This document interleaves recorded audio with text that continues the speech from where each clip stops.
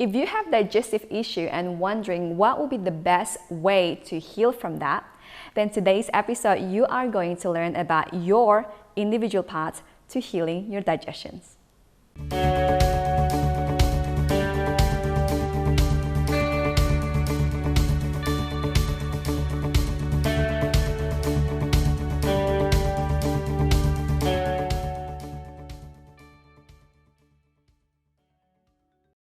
Hi, this is Zia and this is Kamana, and welcome to Holistic Nomads TV, where ancient wisdom and modern science can help you to have more clarity and energy in your life. Digestion is a very important part of the body, and I only knew how important it is once I learned about Ayurveda. You mentioned that Agni is the first word in Ayurvedic Bible, and I don't know exactly, but you can tell the detail, but that shows how important it is for our health. Can you expand a little bit more about that, and why is it important for us to focus on our digestions for our health? Yeah, so in Ayurveda and the Vedic cultures, Agni is the metaphor that's used to understand the digestive and metabolic processes. And as Zia was saying, in one of the oldest texts that we know of, the Vedas, the oldest of the Vedas, the Rig Veda, the very first word of the very first sentence is Agni. So it stresses the importance of how much this Agni, this metabolic force, this transformative force of the world is super important for health inside the body. And Ayurveda has a few different ways to explain that. The first one is the relationship between what they call the 13 Agnis of the body. So 13 different metabolic fires that are used to transform the tissues, the foods, the substances into the tissues of our body, the things that our body is made of. So it first starts with what they refer to as Jatara Agni. This is in the digestive tract, and it helps metabolize the food into fluid. In modern medicine, we'd call it chyme. In Ayurveda, we'd call it ahara rasa, the pre-fluids of the body. That nutritious pre-fluid moves into the blood, and it starts to get pumped around the system. And inside the blood, this ahara rasa, and then moves towards the liver. This is where the next Agnis work with it. They're called the Bhuta Agnis, the 5 element Agnis. And they help to metabolize and transform these different elements. So whether it's heavy, it's proteins and minerals, the liver converts them into the right forms. If it's fats and carbohydrates, the liver works with them. If it's essential oils and high soury acidic products, the fire element, the liver works with them. If it's astringent type drying things and diuretic properties, the liver works with them. If it's space type things that open up space inside the system, have a little bit more of a pranic energetic, the liver works with them. So 5 Agnis in the liver, and then it moves towards the tissues from there. 7 different fires for the tissues. 1 to make the fluids of the body, the plasma and the lymph. Another fire to make the blood, the solid portions in the blood. Another fire to make the muscles. Another one for the fat. Another one for the bones, another one for the nervous system, the brain and the marrow, majja it's called, another one for the reproductive tissues of the body. So 7 fires that make each of the tissues of the body. And only after we've transformed and we've created these healthy 7 tissues to create the body out of food, do we then use the leftover to make what Ayurveda refers to as ojas, the life-supporting essence that runs the immune system. It's like the battery, the power of the body, and how the nervous system puts you to sleep at night is having good amount of battery energy to run on. To some degree, it could sort of relate to ATP function in the cell and how we produce energy, but it's more than that as well. So good functioning digestion means you produce good functioning tissues from good metabolized food, and that gives you lots of life-supporting energy. Poor functioning digestion means you start producing ama, the half-digested byproduct, poorly metabolized foods. It floats through the the blood. It creates lots of challenge for the body to then break that down further when it's in the body. Then we get poor functioning tissues that don't resist disease easily, and we get low ojas, meaning low energy levels, and then the cycle continues around, because ojas, good energy levels in the body, supports good functioning digestive system. So one is a disease forming cycle, the other, great digestion, is a health forming vitality cycle. So is there any correlation between ojas, because that's from Ayurvedic perspective, to the Chinese medicine? What would Chinese medicine In Chinese medicine, they would say Jing, your stored life force battery, ojas, Jing, very similar to each other. Yeah. So would you say this is like death cycle when it comes to, like, if your Agni is down and then the toxin is up, and if you don't take care of that, it's just basically you're stuck in there. So that's why it's important to focus on the Agni, so you don't keep in that Exactly, cycle. don't end up in that death supporting cycle or life supporting cycle, exactly. Cool. So what would be the easiest way for us to maintain our Agni? Because of course later we're going to also talk about a little bit on Ayurvedic detox that is focusing on the Agni, but that's expensive. Not everyone can afford the time, because it takes time and the money. So what would be the easiest way to do that? So I'm going to simplify this in a 3-stage approach. The first stage is go back and look at our videos on 7 tips for eating and 7 tips for drinking. We'll link those up in the show notes below. So the 7 tips for eating and the 7 tips for drinking are pretty much universal, meaning everyone can apply them and improve their metabolic function inside the body. Stage 1. Then stage 2 is starting to look at your individuality. How is your digestive system functioning different to someone else? And adjust the foods, the substances that you're eating, and the herbal medicine that you're taking to make that Agni, that individual metabolic function, change. We'll go into that in this class, stage 2. How do we define what is our individual Agni tendency and how can we adjust it towards balance? And stage 3 will be looking at like a deeper Panchakarma detox to really look at the source points on why the doshas have really upset the Agni and pulling them out from deep inside the tissues. This is really going to depend on where you are on the financial and on your imbalance tendency. If it's a very strong imbalance tendency, then you may need to find the time and the money to really do it with a practitioner. If it's quite mild, then just look at 7 tips for eating and drinking. But it doesn't matter where you are on the scale, you still need to start at 7 tips for eating and drinking. You then need to assess if you're going to look at these types of Agni, as we'll go into now, and then need to assess whether or not you really need some form of deeper detox system to really get the results. Okay, so how do we know about the type of Agni that we have? So in Ayurveda, they say there are 4 types of Agni. There is Vata, called Vishama Agni, a changeable Agni, Vishama means. A Pitta dominant Agni, a Tikshna Agni, a sharp, intense, penetrating Agni, Tikshna means. And a Kapha type Agni, a Manda Agni, a slow or a dull type Agni. So these are the 3 main imbalanced tendencies of the Agni. And then the 4th one is called Sama Agni, and this refers to a balanced, a harmonious tendency of Agni. Now this is important because the qualities that are associated with Sama Agni are the qualities we can associate with the most balanced Agni consistency, the most balanced metabolism inside the body. Now that may never be possible for some people. Their prakruti, their birth constitution, may already be imbalanced. It may not be causing disease, but it may be such an imbalanced prakruti, an imbalanced birth constitution, that it will show not disease tendencies, it'll show digestion, metabolic tendencies that are away from Sama, that are away from the balanced, harmonious norm. And those people will need to apply more of a specific diet to deal with their Agni. So we'll look at some of the ways in which we can look at this and define what is your specific Agni type. And to make this easier for people, I've developed a test for the Ayurvedic school that we've co-created, and this test can help you find out which Agni is dominant for you.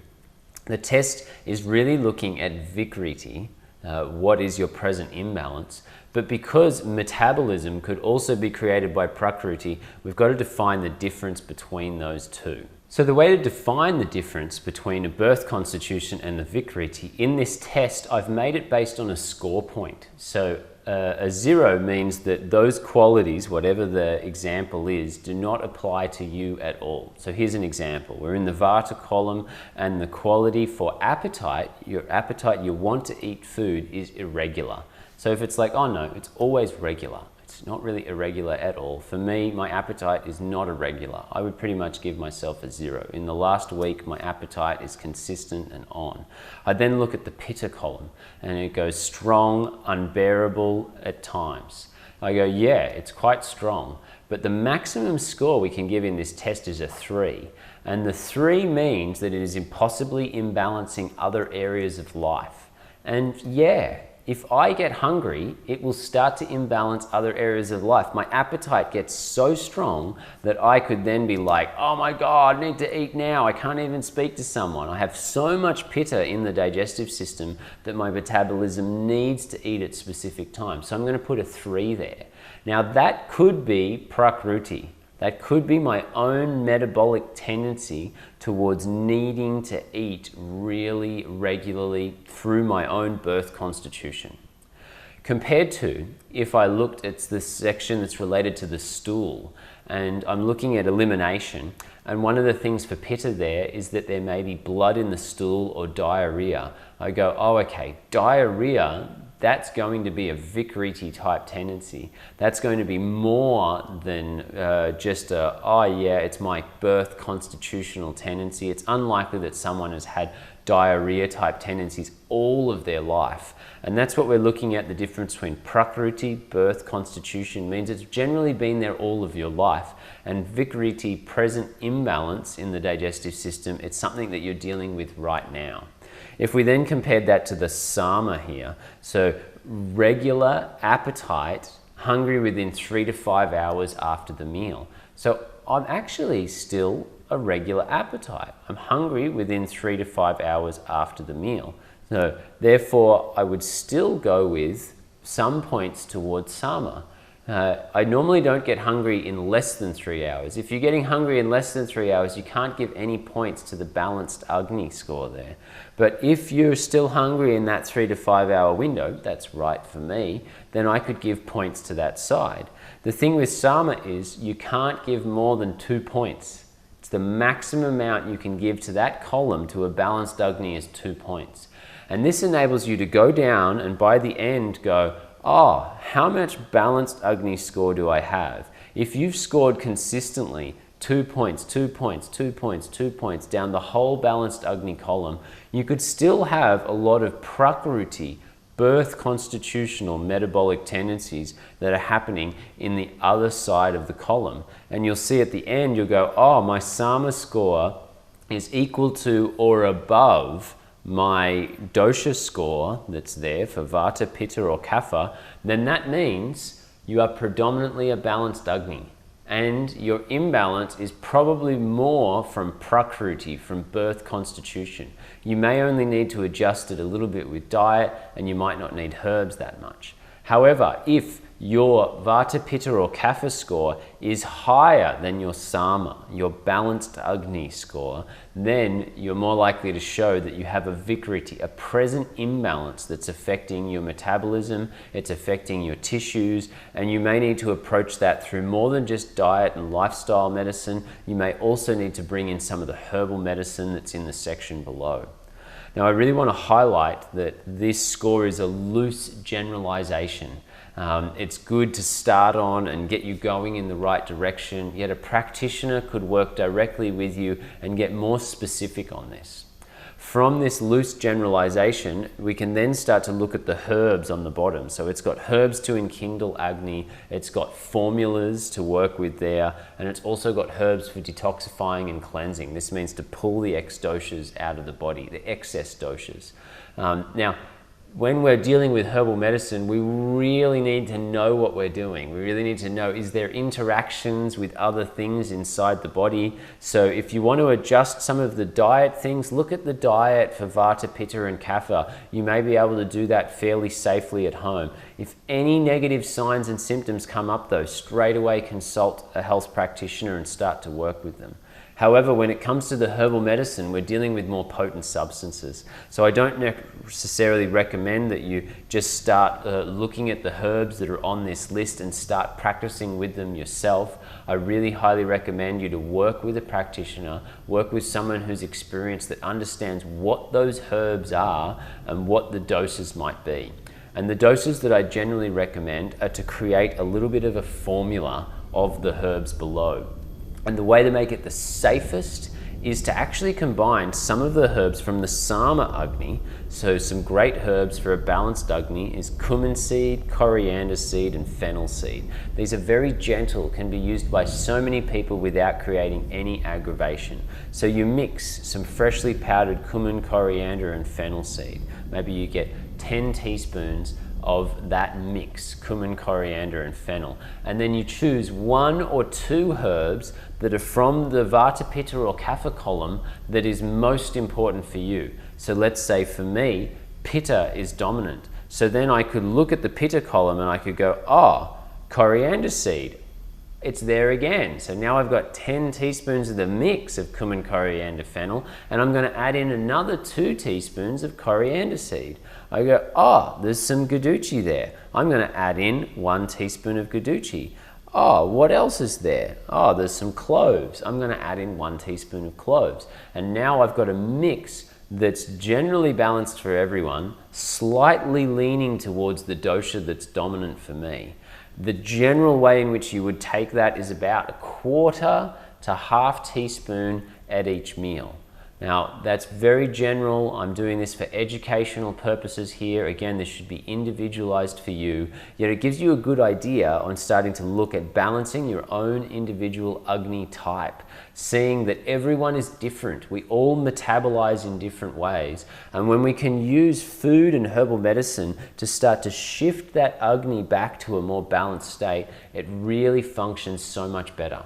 If I take myself as an example, in my early 20s, I had lots of imbalances in the digestive system associated with Vata and Pitta. If I did this test back then, there would have been such a higher score than what there is now. Through treating Vata and Pitta in the digestive system, I'm now able to have just the Prakriti signs from Pitta. I have a strong metabolism and I need to eat regularly at specific times of the day, but my stool is well formed. I go to the toilet once or twice a day. I'm not going into a lot of other imbalanced tendencies here, and I'm predominantly on the Sama side. I still use coriander seed very regularly in my cooking and my food because I know it's one of the most important things for my Pitta dominant Tikshna Agni that's present in my Prakriti, my birth constitution. If I use that regularly, my metabolism works well and I don't end up with so many Pitta diseases because Agni in the digestive tract, like we started at the beginning of this class, influences the Agni in the liver, influences the Agni for the 7 tissues, influences how we build our body. So it starts in that digestive tract. It's the primary one to work with. And this class and the downloaded resource can really help you to get a first starter on what to do and maybe work with a professional herbalist to fine tune and get something that's right for you. So I can summarize that for me personally, my personal health experience is that I remember in 2010, I went to Turkey, lived there, a very different diet that is so super dominant in fats and grains, carbs, and then also meat and yogurt. Dairy is everywhere. And then my digestions can't really handle because it was so hot as well. So the heat is just kind of evaporating from within me. So eating such a heavy food but not digesting it well, and then it becomes toxic byproduct, which later we will cover. It's called ama. So Agni doesn't work, and you already mentioned a lot in this class that it is important, it is crucial to have this good functioning Agni to your health to transform life. So then the Agni is starting to get low, and then from that point on I noticed that I gained weight for the first time in my life. I never had that, and my Prakriti is Vata. And then I get acne first time in my life, and I was 20 years old, never had acne in my puberty years when everyone has acne, and I never had that. So since I met you, basically, we really focus a lot on treating my Agni, my digestions, building it back to the ideal state so that slowly, not only, of course, I lose weight and my skin also cleared up, but I feel more energy. I feel more alive. You know, like that feeling when you like wake up in the morning and then you just don't know what to do. It feels clouded and everything. It's because of that Agni that is not functioning. So if you would like to help more to get assisted in your digestive problem, or actually even maybe all of those things like health imbalances that you might currently experiencing that might not actually related directly with Agni, maybe actually one of the things caused by some disturbance in the Agni. Would you agree? Oh, many imbalances. Agni is like the crossroads for pretty much all imbalances in the body. So, yep, you could definitely receive benefit, even if it's not the primary number one to start on. There may be other areas to start on, yet this would still be an influencing point. On the caption below, there's a link to download the Agni type quiz that Kimana made. There's also a brief summary on how to makes your Agni become more ideal. But of course, I would highly recommend to seek a practitioners, because again, this video that we made is educational in purpose, and there's billions of people in the world, so I mean there's so many individuality that needs to be taken care of, and that quiz and the information on the PDF is just educational in purpose. That's more like guidance for beginners. And so we highly recommend to seek practitioners. Can be any Ayurvedic practitioner or the practitioner from Thai Vedic school, the school that Kimana co-founded, or of course with Kimana. There is a link on the caption to put your name on the waiting list when Kimana is available for online consultation. Anything else you would like to add? Just, this is a great tool, can be really useful if you're a practitioner or you're just trying to self-heal. So I highly recommend going through, adding up those scores and having a look at that. If you're really interested to help others heal holistically, then you can also check out the programs on ThaiVedic.com. I've brought together some of the world's best health experts, teaching people what I consider to be the 6 most important branches of holistic healing. And this test that we've gone through today is highlighting the level 2 yoga therapy, where we go into the digestive system. This is one of the tools and the resources where we teach people how to work as a therapist, individualize herbal medicine and formulas to adjust their Agni so it's really optimized to metabolize life better. And one more thing that we forgot to mention is the Vitality Now Detox Retreat, the Panchakarma, mini Panchakarma that you created, or basically any Panchakarma, the Indian Ayurvedic detox, because it focuses on strengthening the Agni. So there are a class on itself about Panchakarma Ayurvedic detox retreat.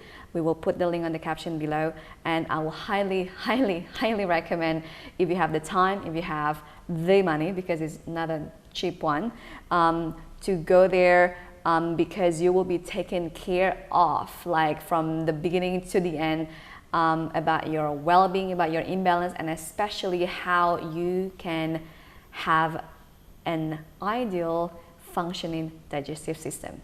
Anything else you would like to add? Just, it's a pleasure to share with you all. I hope you too share this wisdom with the world. We know it's really influential for a lot of people, so if you've received benefit, then share it with others as well. Look forward to seeing you next time. Now, theory without practice is wasteful, because hearing leads to forgetting, teaching leads to remembering, and applying leads to mastering. That's why we will encourage you to leave a comment below and share one learning insight from this video. Also, if you like this video, make sure to like and subscribe so you will be the first to hear about our future educational videos. And for more resources on health and healing, check out our website holisticnomads.com.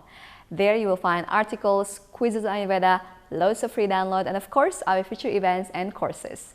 Thank you so much for watching. We hope it's been beneficial for you. Hope to see you next week. Bye! This episode, you are going to learn on how to heal that through something.